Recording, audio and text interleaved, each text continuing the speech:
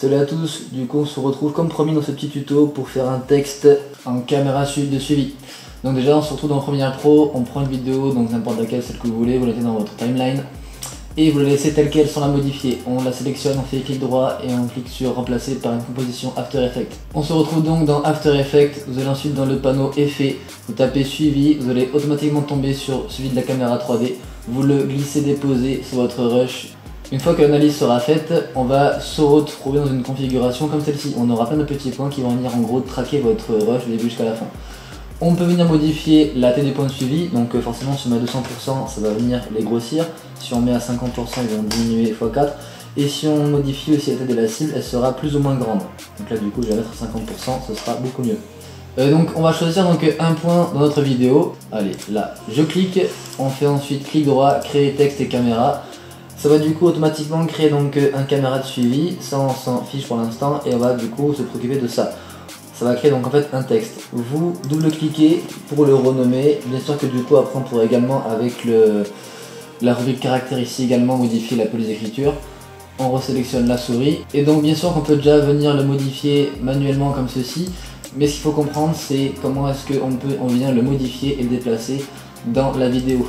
On va dans le texte, on clique sur la flèche, on clique sur transformer. Et on va du coup venir modifier quelques éléments pour venir le positionner. Il y a la flèche rouge, la flèche verte, la flèche bleue. Rien de compliqué, la rotation X symbolise la flèche rouge, la rotation Y symbolise la flèche verte et la rotation Z symbolise la flèche bleue.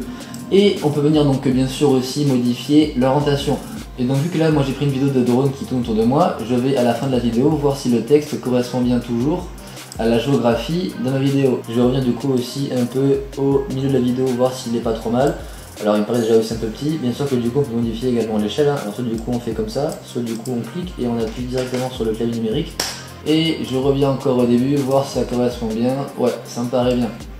Et donc on va au début, on appuie sur 0, on attend que ça précharge et on a un super texte qui suit parfaitement bien la trajectoire du drone.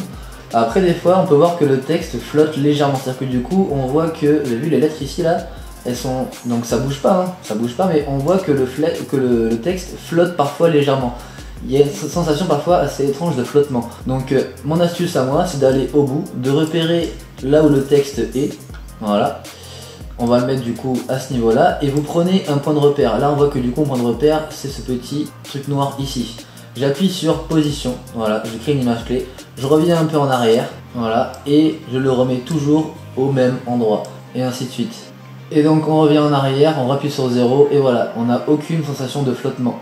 Et donc dites-moi en commentaire ce que vous avez aimé ou pas du tout aimé. Désolé pour le son, il n'est pas encore au point parce que c'est encore mon tout premier tuto. Et si vous avez kiffé, n'hésitez pas surtout à vous abonner, ça fera super plaisir et ça me motivera à faire d'autres tutos. Allez, à la prochaine.